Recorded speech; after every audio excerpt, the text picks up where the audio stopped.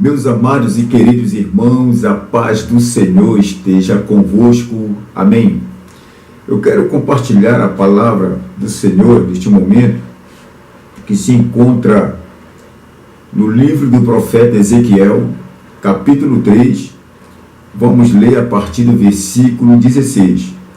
Ezequiel, capítulo 3, a partir do versículo 16, cujo o título é o Atalaia de Israel. Amém? Ezequiel, capítulo 3, versículo 16.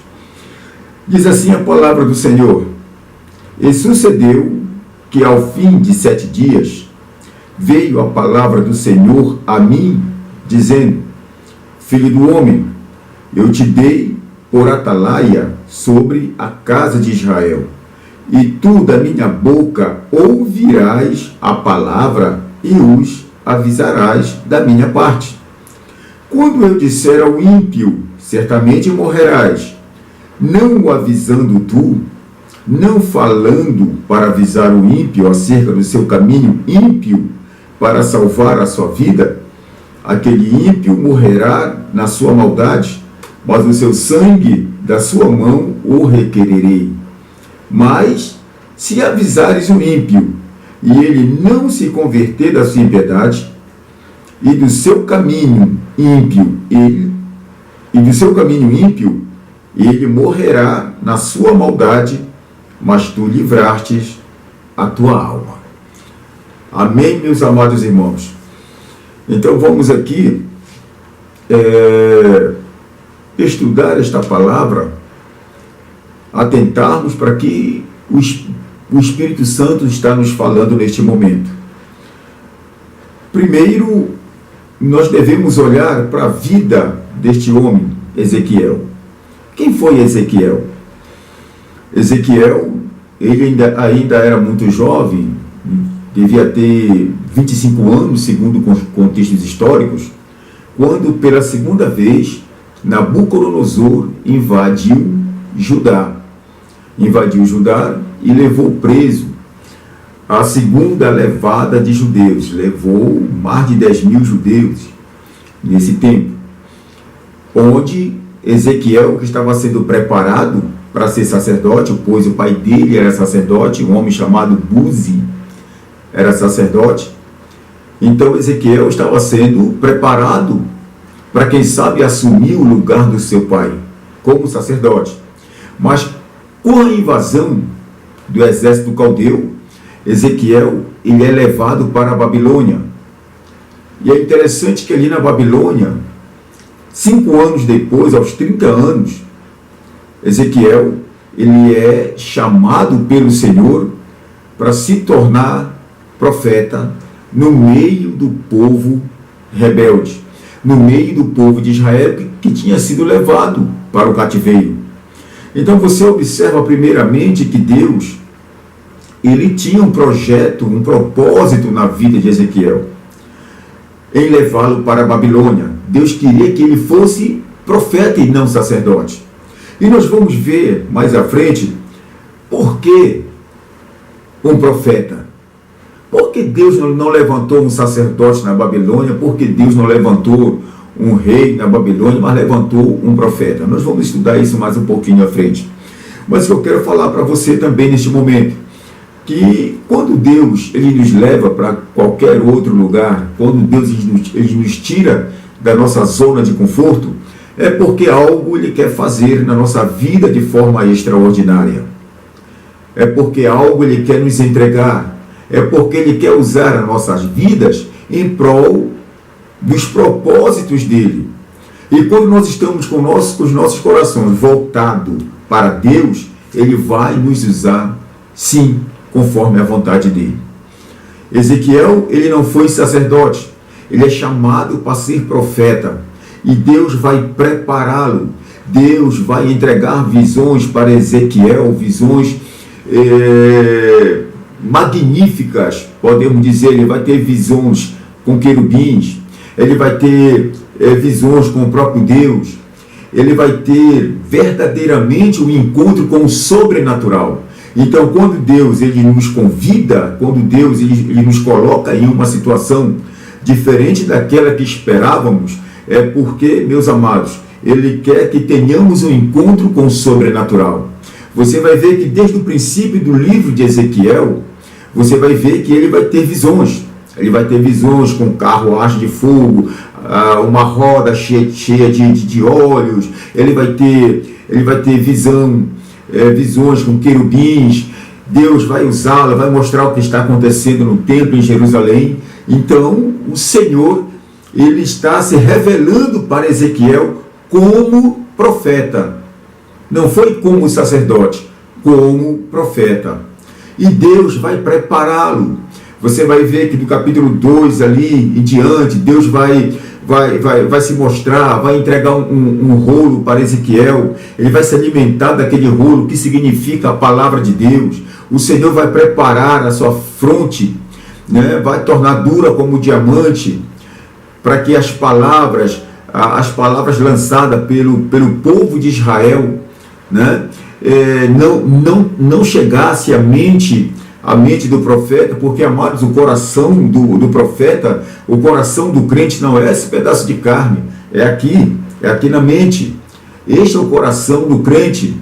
Se Satanás, se as duras palavras que são lançadas contra nossas vidas atingirem a nossa mente, nós não conseguiremos andar, né? Observa-se hoje que tem muitas pessoas afastadas da igreja por causa de palavras que foram lançadas, e essas pessoas absorveram e não conseguem mais superar, né, o momento que passaram. Então, por isso, Deus ele vai preparar a mente de Ezequiel. Deus vai prepará-lo para ele suportar as investidas de Satanás, para ele suportar as investidas de um povo rebelde. Porque se o povo não está em concernência com seu Deus, se um povo não está em obediência com seu Deus, certamente que há um espírito maligno ali por trás, né, que está fazendo com que aquele povo se rebele contra o seu Deus. E é isso que está acontecendo com Israel. Então Deus ele vai preparar o profeta para que o profeta pudesse suportar o contra-ataque que viria por parte do povo de Israel.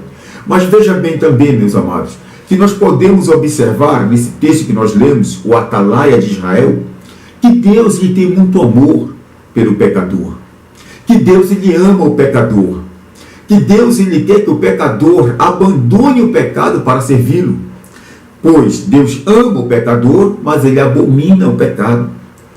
Então, por isso, ele vai preparar o profeta, por isso ele vai preparar Ezequiel, para que Ezequiel exerça o seu ministério no meio de um povo rebelde. A palavra profeta em hebraico, que significa nabi ou navi, significa que o profeta ele só vai falar daquilo que ele estiver cheio. E do que é que o profeta precisa estar cheio? Cheio do Espírito Santo de Deus, cheio da plenitude do Espírito Santo, cheio das palavras de Deus. Observa-se que lá no capítulo 2 de Ezequiel, capítulo 1, capítulo 2, você pode ler, você vem acompanhando, você vai ver que Ezequiel, ele está cheio da palavra de Deus, porque ele come um rolo que é dado pelo próprio Deus. Louvado seja o Senhor. Ele come um rolo e ali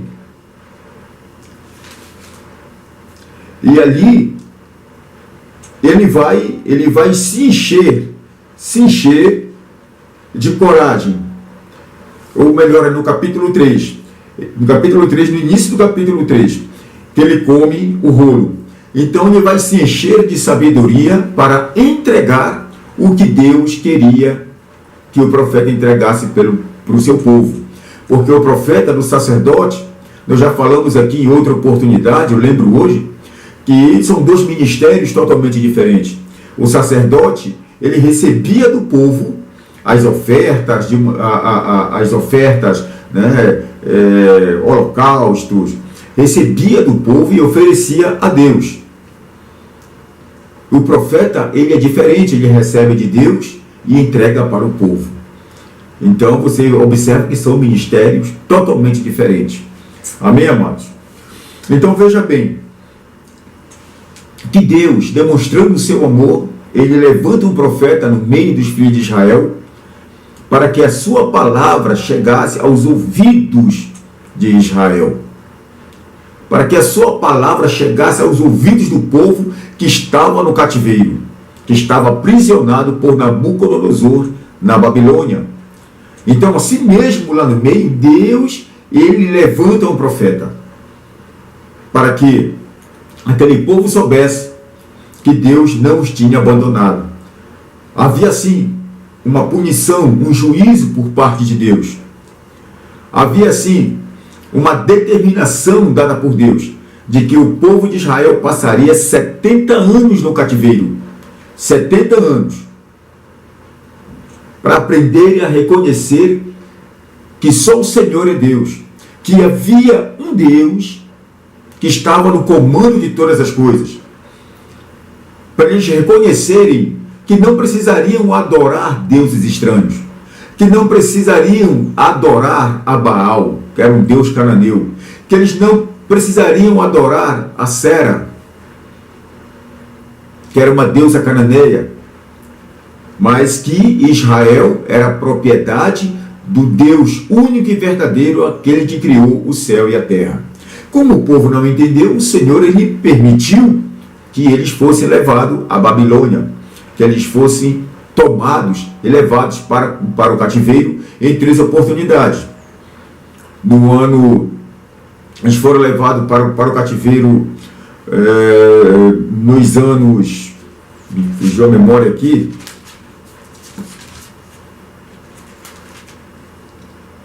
nos anos 605, 597 e 586. Foram 3 investidas da Babilônia, onde levaram muitos judeus para a Babilônia. E em 586, que foi a última investida, eles queimaram o templo, destruíram a cidade, e assim Israel ficou cativa na Babilônia. Amém, meus amados irmãos? Mas vamos ver aqui, no versículo 16, o que foi a passagem que nós lemos. E sucedeu que ao fim de 7 dias, veio a palavra do Senhor a mim, dizendo: Filho do homem, eu te dei por atalaia sobre a casa de Israel, e tu da minha boca ouvirás a palavra e os avisarás da minha parte. Veja bem, o Senhor, ele entregou o profeta Ezequiel para a casa de Israel, para que ele falasse para a casa de Israel aquilo que ele ouvisse da boca do Senhor. E o Senhor, ele vai chamar para o profeta de atalaia. O que é um atalaia, amados irmãos? Atalaia é um vigia, é um guardião. Nos tempos antigos, o atalaia, ele ficava sobre o muro das cidades. Faziam-se as cidades, fazia-se um muro, né, que era para proteger a cidade do inimigo, e ali em cima dos muros ficava o atalaia, ficava o vigia, que de dia e de noite a obrigação dele, o papel dele era observar o horizonte para ver se havia sinal de exército inimigo. Então o atalaia, a função dele era essa: qualquer movimento estranho que ele observasse ao horizonte, ele pegava a trombeta do chifre de carneiro e tocava, e toda a cidade despertava, e os homens de guerra já se armavam para combater o inimigo. Havia cidades que os muros eram tão largos, como no caso de Jericó, que era 9 metros de altura por 6 de largura, que o atalaia, ele achava melhor fazer a sua casa em cima do muro da cidade, que assim ele não tinha tanto trabalho. Da sua casa mesmo, ele observava o horizonte, e quando eles viam sinal do inimigo, a presença do inimigo, que queria ganhar aquela cidade, então o atalaia, ele tocava a sua buzina de chifre de carneiro, dava o alarme e a cidade toda se colocava de prontidão para combater o inimigo. Então veja que Deus ele faz uma comparação de um atalaia para o profeta. Ele compara o profeta com um atalaia. Então qual é a função do profeta? A função do profeta não é ficar atrás do muro, não é ficar em cima do muro. A função do profeta, amados irmãos, é ficar atento a todo movimento estranho que acontece hoje, trazendo para a nossa realidade dentro das igrejas. A função do profeta é estar anunciando o pecado. A função do profeta é estar anunciando a apostasia que nós estamos vendo hoje crescendo a cada dia dentro da igreja. Pastor, o que é apostasia? É a falta de fé. É a incredulidade que está crescendo a cada dia dentro da igreja. Então a função do profeta, a função do atalaia é estar anunciando a prostituição, a corrupção, o amor ao dinheiro dentro da igreja. A função do atalaia é estar anunciando o outro Deus que colocaram no lugar do Deus de Israel dentro da igreja. Pastor, mas que Deus é esse? O dinheiro, meu irmão. O dinheiro, amor ao dinheiro. A função do atalaia, a função do profeta é esta: é estar anunciando, meus amados irmãos, essas discrepâncias todas que nós estamos contemplando dentro da igreja. Porque nos parece hoje que os profetas da atualidade, muitas pessoas batem no peito se intitulando profeta. Pode ser. Não vou discordar de você, você diz que é profeta, mas presta bem atenção. Profeta de Deus, ele tem caráter. Profeta do Senhor, ele tem preocupação com as almas. Profeta do Senhor, ele entrega aquilo que Deus mandar ele entregar, como o Senhor ele fez com Ezequiel, aqui nesta passagem. Eu vou te colocar como atalaia, e tu vais entregar para o povo aquilo que eu te falar. Então esta é a função do profeta. Profeta do Senhor, ele tem identidade. Você observa ali que João Batista, quando ele chega para profetizar em Israel, ele tinha identidade. Quem olhava para João Batista, ouvia com aquela roupa de pelo de camelo, lembrava de Elias, era uma identidade de João. Você vai ver que Elias tinha identidade. Você vai ver que cada profeta do Senhor tem uma identidade, uma maneira de ser identificado pelo povo. Você vai ver que Eliseu, certa vez, passando, uma mulher olha para ele e diz assim: olha, este homem é homem de Deus, vamos fazer um quarto para ele. O que identifica o profeta, irmão? O que é que identifica o profeta do Senhor? O que é que identifica um atalaia de Deus? Certamente que a luz que brilha sobre ele, o Espírito Santo, é uma das suas identidades. A forma de falar, a forma de se expressar, amor pelas almas. O profeta, ele não vende a palavra de Deus, ele não negocia a palavra de Deus. O profeta, ele prega porque ele sabe quem o chamou para aquele ministério.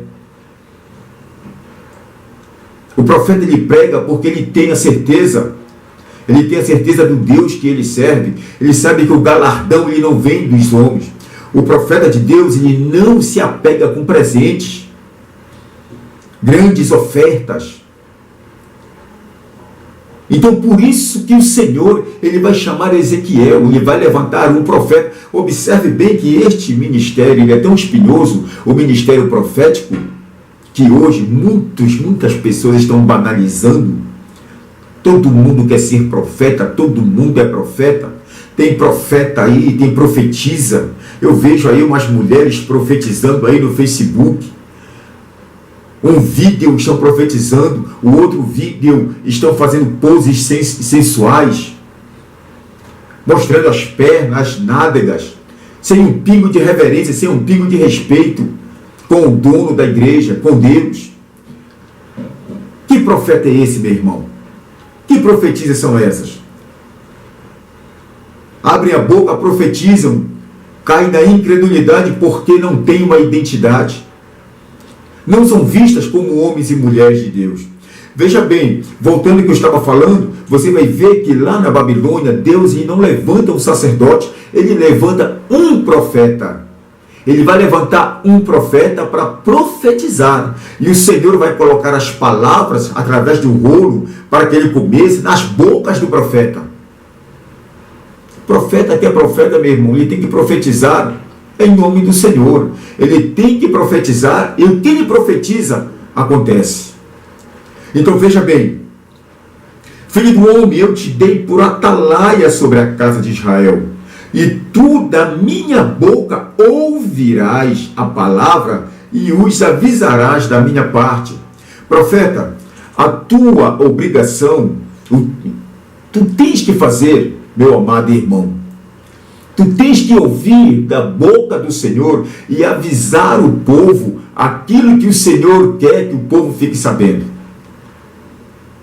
O que é que Deus tanto preza no nosso meio? O que é que Deus tanto preza?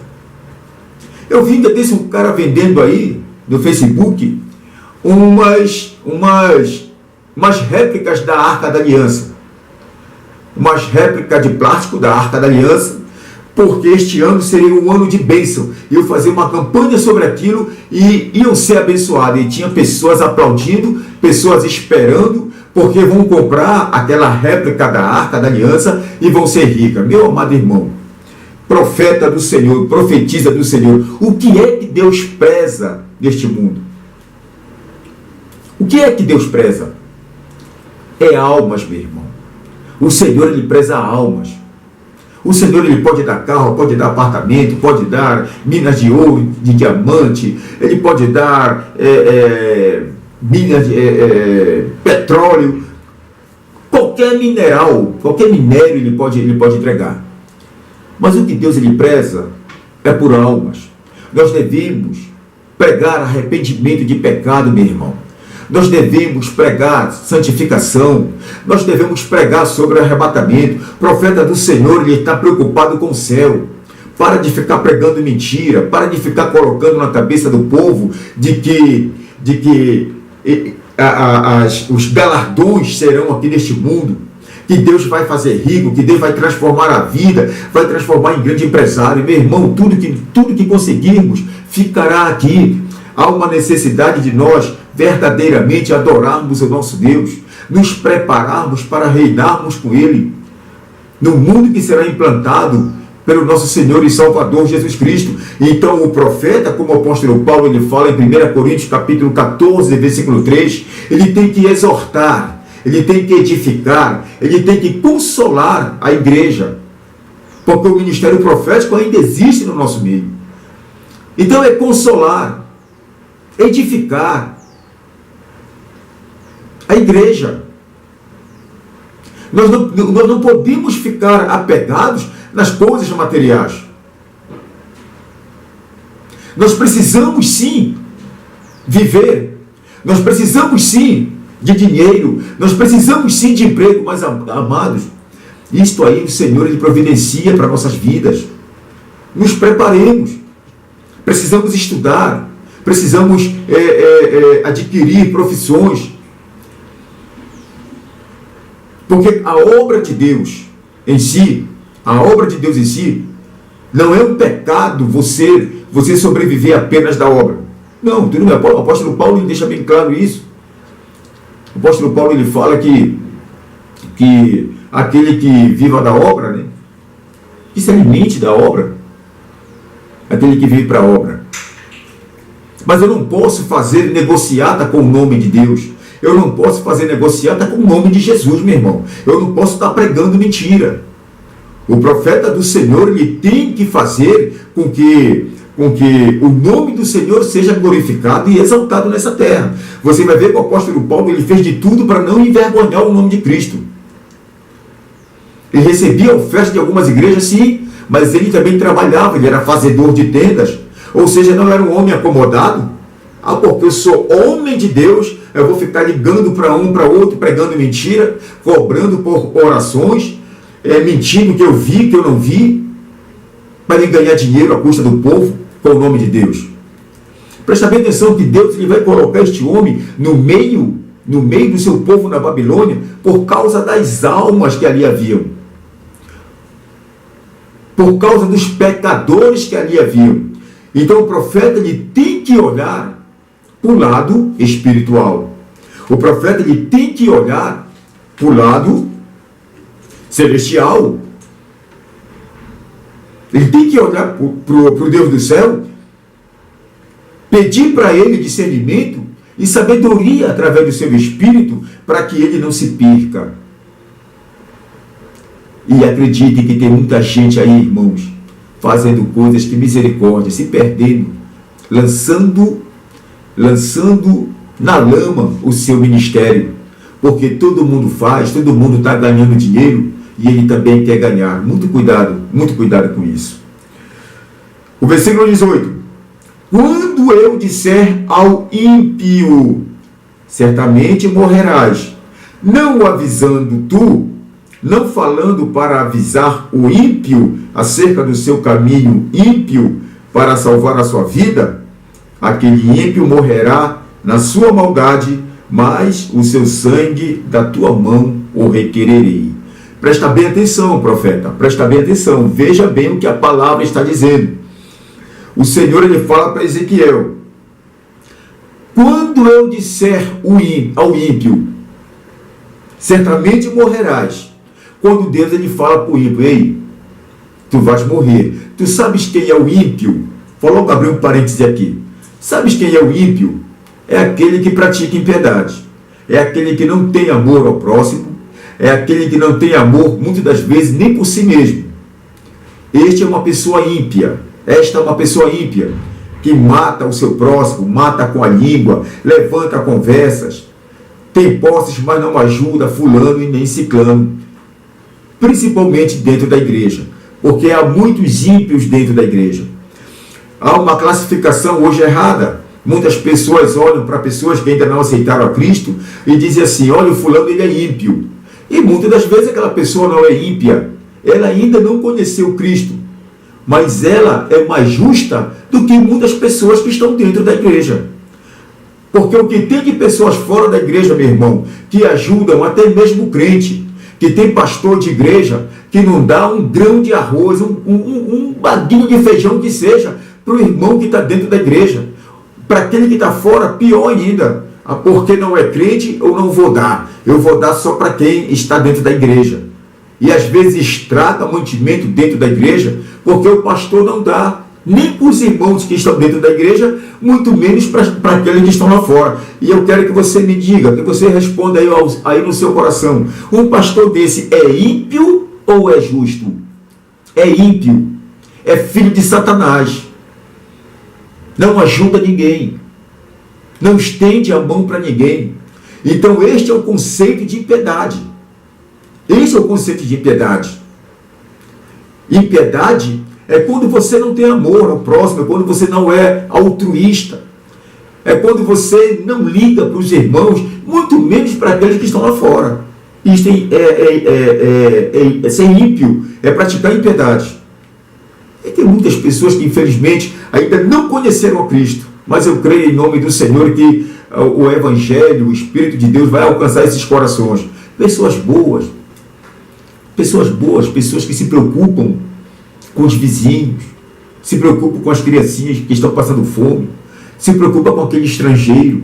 São pessoas justas, ainda não conheceram a Cristo, mas de alguma forma eles ajudam essas pessoas, dão cesta básicas, tudo que você pede, essas pessoas ajudam. Aí eu quero perguntar para você: quem é o mais justo dos dois? Você entendeu, meu irmão? Voltando para a palavra, o Senhor ele fala para Ezequiel: Ezequiel, quando eu falar para o ímpio, tu vais morrer. Se tu não avisares, quem é que deve avisar o ímpio? É o profeta, meu irmão. É o atalaia. Ele tem que estar atento. É ele que tem que avisar o ímpio: ei, a mão de Deus vai pesar sobre a tua vida. Ei, o Senhor mandou te falar, conserta a tua vida. Pastor, e se o ímpio for pastor, tu tem que falar, meu irmão. tu tens que falar. Porque tem muito pastor caminhando para o inferno por falta de orientação de atalaia.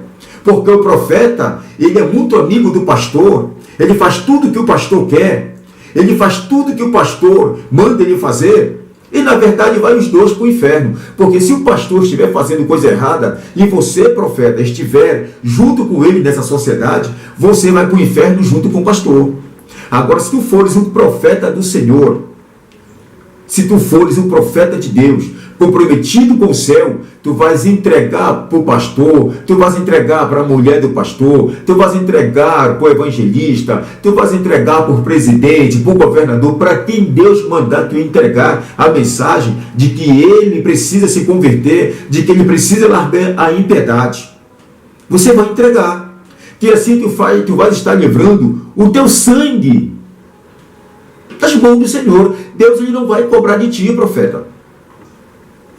Agora, se você for muito amiguinho, se você for partícipe do pecado, se você se acomodar, vai ser duro para ti. Então o profeta do Senhor, ele precisa entregar, ele precisa falar aquilo que Deus mandar ele falar, ele precisa entregar aquilo que Deus mandar ele entregar. Veja bem, quando eu disser ao ímpio, certamente morrerás, não avisando tu, não falando para avisar o ímpio acerca do seu caminho ímpio para salvar a sua vida, aquele ímpio morrerá na sua maldade, mas o seu sangue da sua mão o requererei. Você vê a responsabilidade, meu irmão? Se aquele ímpio morrer, não se converteu, ele morreu na sua impiedade, mas o sangue dele, o Senhor cobrará de quem? De você, profeta. Cobrará de mim, cobrará dos demais que se julgam profetas. O Senhor vai cobrar, porque a obrigação de avisarmos a igreja, a obrigação de avisarmos o ímpio, de avisarmos o pecador, a obrigação de avisarmos o prostituto, a prostituta, o mentiroso, é nossa, meu irmão. Nós não podemos nos eximir de culpa. Nós temos que falar, nós temos que anunciar que a mão de Deus vai pesar. Se aquela pessoa morreu na impiedade, se você sabe dos pecados que ela está cometendo e você não avisou, você vai pagar um preço caro, porque Deus vai cobrar das tuas mãos. E você sabe que Deus, ele cobra verdadeiramente. Veja o quão é importante nós sermos atalaias. Vê como é importante o ministério profético. É bom profetizar carro, né? É bom profetizar cura, profetizar dinheiro. Profetiza contra o pecado, meu irmão. Tem amor pelas almas. Se acreditou, amém. Se não acreditou, meu irmão, o problema não é seu, você fez a sua parte. Mas cumpre o teu ministério com excelência. Não briga com o nome de Deus. Não tenta enriquecer com o nome do Senhor, não. Não prega para agradar ninguém. Prega a verdade. Prega o evangelho da verdade.